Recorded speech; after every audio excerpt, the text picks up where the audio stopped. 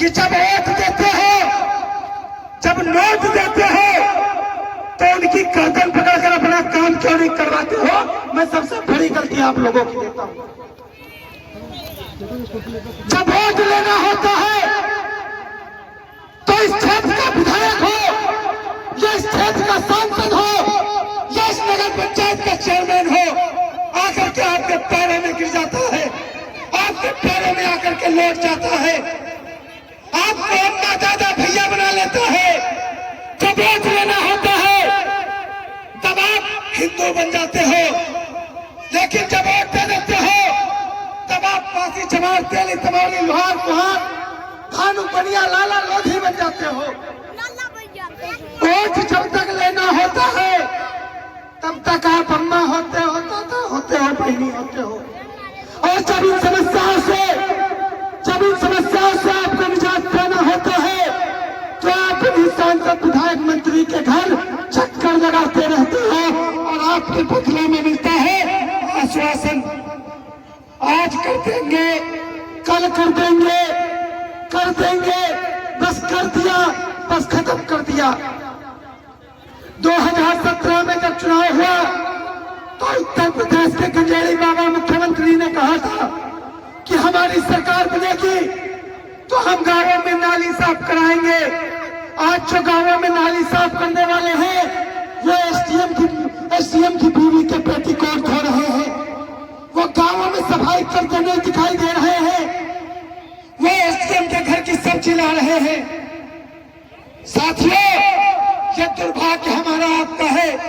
मैं आपसे कहना चाहता हूं कि इस क्षेत्र का जो जनप्रतिनिधि हो, जो इस क्षेत्र का विधायक हो, जो इस क्षेत्र का सांसद हो, जो इस क्षेत्र का चेयरमैन हो, उसकी गर्दन को पकड़ो और उसको सिर्फ पानी में लुटाओ और कहो जहां बैठे इसको देखो, हम जी रहे हैं इस गंदगी में, तुम्हें एक दिन जी करके दिखा सकते हो, तुम्हें एक दिन इस गंदगी में रह करके दिखा सकते हो।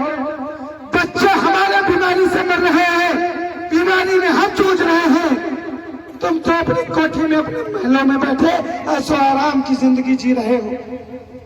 मैं सबसे बड़ी गलती आपकी देता हूं, सबसे बड़ी गलती आपकी है।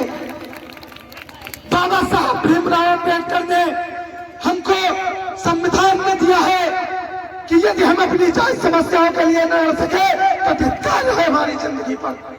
मैं आप लोगों से कहना चाहता हूं कि सीमता का दंश आज लगभग 10 वर्षों से बेनीगंज देहात नया पुरवा के लोग झेलते चले आए हैं।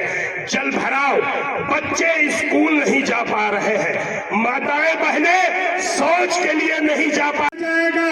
और अब तो चुनाव आ गया, उनको आए हुए 6, 7, 8 महीने हो गए हैं और नगर पंचायत के बेहुदा अधिकारी यहाँ पर बनी हुई है। आप सभी के सामने है जल भराव, क्या इस जल भराव से कोई निकल सकता है? सवाल नहीं उठता। देते हुए जनता को आकर्षित करते हुए, जनता को गहराइयों से अपनी ओर आकर्षित करते हुए बताया कि इस योजनाओं के माध्यम से आपको बराबर लाभ बनकर निकलो और अपने हक और अधिकारियों के लिए लड़ो। साथियों, अगर 1947 के पहले चंद्रशेखर आजाद, भगत सिंह, अशफाकुल्लाह खान निकले होते तो आज भीम अंग्रेजों की गुलामी कर रहे होते, आज भीम अंग्रेजों के तलवे चाट रहे होते। मैं धन्यवाद देता हूँ उन अमर शहीदों का, मैं धन्यवाद देता हूँ उन माताओं का जिन्होंने अपनी कोख से चंद्रशेखर आजाद, भगत सिंह जैसे क्रांतिकारी पैदा किए थे, जिन्होंने लड़के हमको आजादी दिलाई है। मैं आप लोगों से कहना चाहता हूँ, यहाँ पर बैठी एक नाव से कहना चाहता हूँ कि अपने बच्चों के अंदर एक आग जलाना, अपने बच्चों के अंदर एक मिसाल जलाना। जब तुम देते हो, जब विधायक मंत्री सांसद तुम बनाते हो तो काम क्या हम करेंगे? हम तो आपके लिए लड़ सकते हैं खाली, और लड़ना हमारा काम है, लड़ते रहेंगे आपके लिए, लेकिन आपको अपने काम खुद कराने पड़ेंगे। यहाँ पर बहुत से उम्र दराज लोग बैठे हैं, हमसे ज्यादा जिंदगी उन्होंने देखी है, हमारी उम्र तो 22 साल है, लेकिन आप लोगों ने देखा होगा कि एक समय वो था कि कच्ची सड़कें थी, बैलगाड़ी निकलने की जगह नहीं थी, लेकिन आप लोगों ने लड़ाई लड़कर के आज हरदोई से लखनऊ तक हाईवे बनवाने का काम किया है। जब आप लोगों ने लखनऊ से हरदोई का हाईवे बनवा लिया तो ये जल भराव जो 2 घंटे में खत्म हो जाएगा, लेकिन 7 हर सहयोग अगर आपका मिल जाएगा। जय जवान, जय जवान, भारतीय किसान मजदूर यूनियन दशहरी जिंदाबाद जिंदाबाद। स्वच्छ मिशन अभियान के तहत बेनीगंज में नगर सफाई करवाई जा रही है। आज फॉगिंग करवाई जा रही है। हम व्हाट्सएप पे रोज देखते हैं। हमने कहा वाह भाई, और आज बड़ा दुख के साथ करना पड़ रहा है। क्या आपकी खोपड़ी पर 10 साल से आपको नहीं दिखाई दे रहा है? बीते 1 वर्ष के पहले लगभग 11-12 लोग यहाँ पे बेनीगंज में गंदगी की वजह से कुछ डेंगू, मलेरिया, टाइफाइड जैसी घातक बीमारी आई, और हमारे जो वरिष्ठ पत्रकार व सब सम्मानित हमारे बेनीगंज के वरिष्ठ पत्रकारों ने मोटी मोटी हैंडिंगों में उनको वायरल किया, उनको निकाला, सोशल मीडिया के माध्यम से उनको दिखाया कि जो डेंगू, मलेरिया, टाइफाइड घातक बीमारी खोपड़ी पे खोपड़ी पे चल रही है, और कई लोगों ने उसके खातिर जान अपनी गंवा दी है। और यहाँ पे पास में जो गंदगी 10 सालों से जल भरी हुई है, उसको कोई नहीं देखने वाला। हमारे नगर के बेनीगंज देहात हो या नगर पंचायत के लोग हो, जो भी हमारे समस्त सम्मानित व्यक्ति हैं, हमको नहीं लगता है ये खाली नयापुरवा की समस्या है। हमको नहीं लगता है ये खाली नयापुरवा की समस्या है। ये पास में उलझा गांव है, गंगापुर है, प्रतापपुर है, इनके भी बच्चे स्कूल आते हैं, और हमने सुना है कि छोटे छोटे बच्चे कई बारिश में गिर गए गंदगी में। उनको शर्म आनी चाहिए, उनको शर्म आनी चाहिए। वो भी बच्चे हैं किसी के, वो भी गरीब मजदूरों के बच्चे हैं। किस तरीके से धन वो पैदा करते हैं, वो किस तरीके से बच्चों को अपने स्कूल भेजते हैं। मगर ये दलदल रूपी गंदा नाला, ये दलदल रूपी गंदी सड़क, इस पे जो बच्चे गिर रहे हैं, और पास में वैसे भ्रष्टाचारी अधिकारी, उनको नहीं मालूम है कि किसके बच्चे हैं, गरीब मजदूर किसान के हैं। एक बार तुम अपना बच्चा इसमें गिरा के देखो, हम मान जाएंगे तुम अधिकारी हो। असली अगर अधिकारी हो गए, अपने बच्चे को एक बार इसमें गिरा के दिखाओ।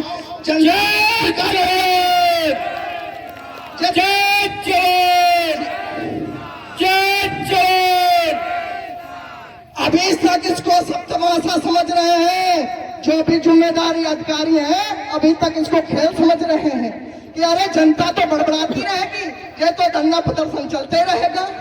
अब उनको आगाह करना चाहता हूँ, ये भारतीय किसान मजदूर यूनियन दशहरी संगठन है, और आप लोग जो भी इस संगठन से जुड़े हैं, हमारे जनपद उत्तर प्रदेश, हिंदुस्तान के नौजवान किसान भाई, वो रोज सोशल मीडिया पर देखते होंगे कि भारतीय किसान मजदूर यूनियन अभी तो पैदा हुआ है, अभी इसकी सेवा में लगे हुए हैं।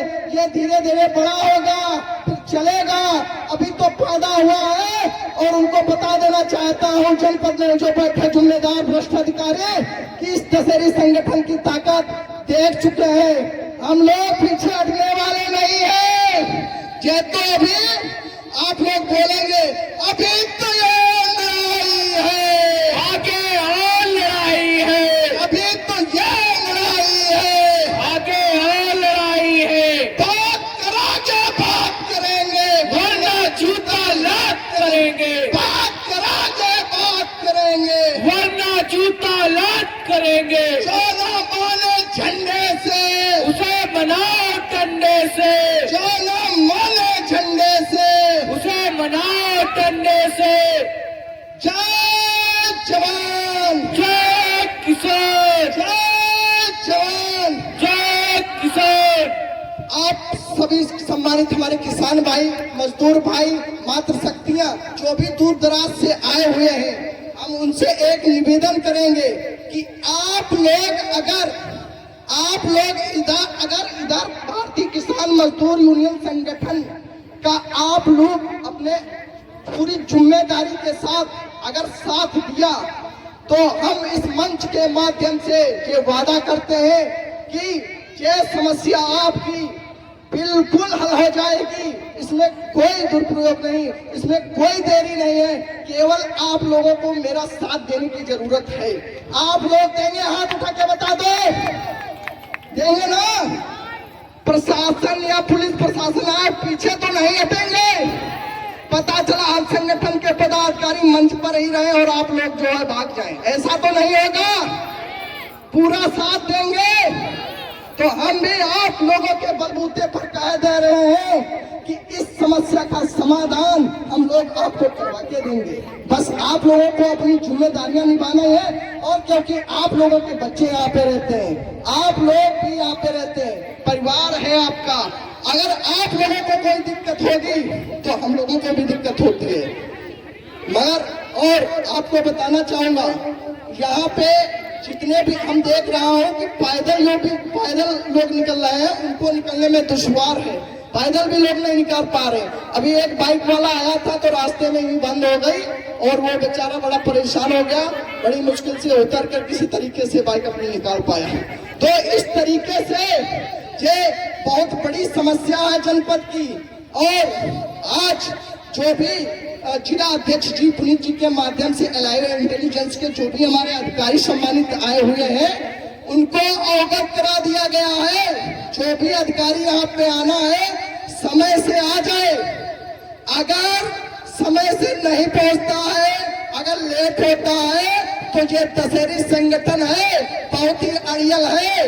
ये याद रखना। ये तो अभी आप हल्के में सब लोग ले रहे होंगे, हल्के में मत लेना। ये दशहरी संगठन यहाँ से हटने वाला नहीं है। इसलिए जो भी जिम्मेदार जनपद के हमारे अधिकारी हैं, उनको आप समय से सूचना दीजिए और समय से आकर इन किसानों की समस्याओं को सुने और उनका निस्तारण कराए, ताकि जो भी दूर दराज हमारे किसान आए हुए हैं वो समय से अपने घर भी पहुंच सके। तो और कुछ बातें और बताना चाहूंगा। जिस तरीके से हमारा किसान तमाम समस्याओं से आज परेशान है, चाहे गौवंशों को लेकर हो, गौवंशों की अगर हम बात करें तो गौवंश आज के दिन में रबी की फसल की बुआई हो चुकी है। रबी की फसल धीरे धीरे बड़ी हो रही है। उस फसल को बचाने के लिए किसान दिन रात 24 घंटे खेत की निगरानी में लगा हुआ है। रात में बेचारा किसान, इस समय जनवरी का माह चल रहा है, बहुत कड़ाके की ठंड हो रही है, मगर बेचारा किसान रात में अपने खेतों को निगरानी करने के लिए रात भर खेतों के किनारे बैठा रहता है। बल्लियां कटीले तार लगा दिए, मगर उसकी तनिक चूक से जो भी उसकी तनिक चूक हो जाती है, जो भी फसल खड़ी हुई है, तनिक देर में छुट्टा गौवंशी मवेशी आके उस फसल को चढ़ डालते हैं। अब बताइए, एक तरफ आमदनी दोगुनी की बात मोदी सरकार कर रही है और एक तरफ गरीब किसान रात में 24 घंटे अपने खेत की निगरानी कर रहा है, तब भी उसकी फसल बच नहीं पा रही है। तो आप लोग बता दीजिए, आमदनी कैसे दोगुनी हो जाएगी? बता दीजिए, हमको भी कोई आके बता दीजिए आमदनी दोगुनी हो जाएगी। 22 की बात थी, 22 तो चल रहा है, 2022 आ हुआ है, आज 3 तारीख है, 2022 का आगमन भी हो चुका है और आज 3 जनवरी है। और कोई किसान भाई, आप कोई भी आके हमको बता दे कि आपकी आमदनी दोगुनी हो गई है। आमदनी दोगुनी की बात छोड़ो, जो किसान की लागत आ रही है वो भी आज नहीं उसको मिल पा रही है, वो भी आज उसको समय से नहीं मिल पा रही है, क्योंकि खेती करना दुर्लभ हो चुका है। डीजल पेट्रोल की इतनी महंगाई हो चुकी है कि किसान को अपने खेतों को सिंचाई करना दुर्भर हो गया है। किस तरीके से सिंचाई करे किसान? 100 रुपए पार होने वाला है डीजल, तो अब किसानों को सिंचाई करने में बहुत बड़ी दिक्कत आ रही है। उसके बाद जो भी कृषि संबंधित बीज है, कृषि संबंधित दवाइयां हैं, इतनी कास्ट उनकी महंगी हो चुकी है, इतनी महंगाई हो चुकी है कि किसान को उसको लेने में बड़ी दिक्कत आ रही है। जो भी सरकार की तरफ से डीएपी खाद यूरिया जो भी बीज है उसका जो मूल्य निर्धारित किया गया है, मगर यहाँ पे भ्रष्ट जो डीलर बैठे हुए हैं वो उस पर 100, 50, 200 रुपए बढ़ा के किसानों से ले रहे हैं। किसानों का बराबर शोषण किया जा रहा है। इस पर कोई ध्यान नहीं दे रहा है। आज किसानों की आमदनी दोगुनी कहां से हो जाएगी, जानने को आपको जरूरत है, आपको पहचानने की जरूरत है। और आप लोग जिस तरीके से आज इस समस्या को झेल रहे हैं, अगर आप लोग सचेते नहीं तो हो सकता है कल कोई दूसरी समस्या पैदा हो जाए, परसों तीसरी समस्या पैदा हो जाए। तो आप लोगों को इस चीज की समझने की जरूरत है। जब तक आप लोग इस चीज को समझेंगे नहीं तो कुछ समस्या को कैसे समाधान हो पाएगा। तो आप जिस पर आज तक उन्होंने अभी तक तो खैर कोई निर्णय नहीं लिया है। आगामी हमारे जिलाध्यक्ष जी ने व अन्य पदाधिकारियों ने भी अपनी रणनीति के बारे में बता दिया है कि अगर वो समय रहते इस पर कोई निर्णय नहीं लेते हैं तो ये हमारा जो 1 दिवसीय धरना था यह अनिश्चितकालीन धरने में बदल जाएगा। स्थान परिवर्तन के तौर पर हम लोग इसी बेनीगंज के उल्जा रोड पर पानी की टंकी के नीचे 2 दिन रुकेंगे, इस समस्या के निस्तारण का इंतजार करेंगे। तब भी अगर निस्तारण नहीं होता है तो तीसरे दिन हम लोग टंकी के ऊपर चढ़ जाएंगे। तब भी अगर वो निस्तारण नहीं करा पाते हैं तो हमारे कुछ पदाधिकारी व किसान भाई टंकी से नीचे कूद जाएंगे, जिसकी पूरी जिम्मेदारी शासन प्रशासन की होगी। बाद में यहाँ पर मौजूद लाइव इंटेलिजेंस या अन्य जो भी पुलिस अधिकारी या प्रशासनिक अधिकारी ये नहीं कहेंगे कि हमको पहले से अवगत नहीं कराया। चूंकि टाल बोल की तो उनकी आदत है, टाल तो 10 वर्ष से रहे हैं। जब यहाँ के स्थानीय विधायक ने भी उनको इस समस्या से अवगत कराया तब भी आज तक उन्होंने इसका कोई निस्तारण, कोई समस्या, कोई विकल्प न निकाल सके। बड़े शर्म की बात है कि उनको कुछ करना न पड़े, इसलिए वो हमेशा टालमोल करते चले आ रहे हैं। जबकि इस समस्या से जो 10 वर्ष से जलभराव की समस्या है, इसमें कई गंभीर संक्रामक बीमारियां भी फैल सकती हैं। आवागमन में तो इस मार्ग से लगभग हमको लगता है कि 2-3 दर्जन गांव प्रभावित हैं। जैसे अटिया मलिगवा का गंगापुर है, खिरवा है या इधर उल्जा है, कई गांव इधर आते हैं जो इस आवागमन की समस्या से प्रभावित हैं। लेकिन शासन प्रशासन पर बैठे जिम्मेदार आज तक इस ओर कोई अपना ध्यान नहीं लगा सके, न कोई समस्या के निस्तारण के लिए प्रयास कर पाए। बड़े शर्म की बात है। तो अब नहीं आप कर पाते हैं तो हमारा भारतीय किसान मजदूर यूनियन दशहरी संगठन ने इस पर धरना प्रदर्शन लगा दिया गया है, जो बहुत ही जायज और जनहित की समस्या है।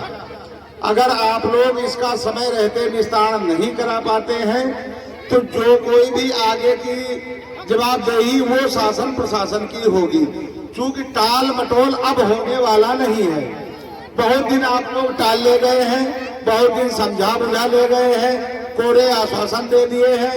अब हम लोग कोरे आश्वासन लेने वाले नहीं हैं। अब जब तक आप समस्या का निस्तारण यहाँ से नहीं करा देंगे तब तक ये धरना प्रदर्शन नहीं हटेगा, ना ही हमारे किसान भाई व पदाधिकारी यहाँ से जाएंगे। रही बात नाला निर्माण की, शुरुआती दौर में अगर आप पक्का नाला निर्माण नहीं करा पाते हैं, कच्चा नाला निर्माण ही कराना शुरू कर देते हैं, तब भी हम लोगों को कुछ न कुछ तसल्ली हो जाएगी। यदि आप कुछ भी न करना चाहें तो फिर मजबूरी है। तो जो भी आगे होगा उसकी संपूर्ण जिम्मेदारी शासन प्रशासन की होगी।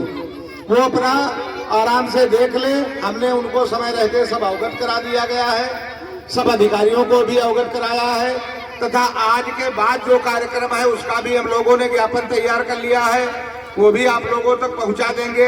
अब आगे जो भी होता है इसके स्वयं जिम्मेदार आप होंगे। शासन प्रशासन व पुलिस अधिकारी समय रहते यदि कोई निर्णय नहीं ले पाते हैं तो जो भी जनहानि धनहानि होगी उसकी संपूर्ण जिम्मेदारी उनकी होगी। चूंकि ये कोई बनावटी समस्या नहीं है जिसको आप टाल मटोल में आश्वासन में बदल देंगे। ये जनहित की बहुत गंभीर समस्या है। इससे गंभीर बीमारी पैदा होने का खतरा है और आवागमन की समस्या है ही। इधर से स्कूली बच्चे जब निकलते हैं तो पानी में ही गिर जाते हैं। उनका साधन, उनकी साइकिल, उनका पैदल निकलना मुश्किल है। लेकिन आप लोगों को न तो कोई हया शर्म है, न ही कोई समझ में बात आती है कि इसका निस्तारण करा दिया गया। अब इसका निस्तारण जब आप करा देंगे हम लोग तभी यहाँ से जाएंगे। जय जवान, जय जवान, जय किसान, जय जवान, जय किसान, किसान एकता, जिंदाबाद जिंदाबाद, किसान एकता, जिंदाबाद जिंदाबाद, किसान एकता, जिंदाबाद जिंदाबाद, भारतीय किसान मजदूर यूनियन दशहरी, जिंदाबाद जिंदाबाद, भारतीय किसान मजदूर यूनियन दशहरी, जिंदाबाद जिंदाबाद, भारतीय किसान मजदूर यूनियन दशहरी, जिंदाबाद जिंदाबाद। धन्यवाद।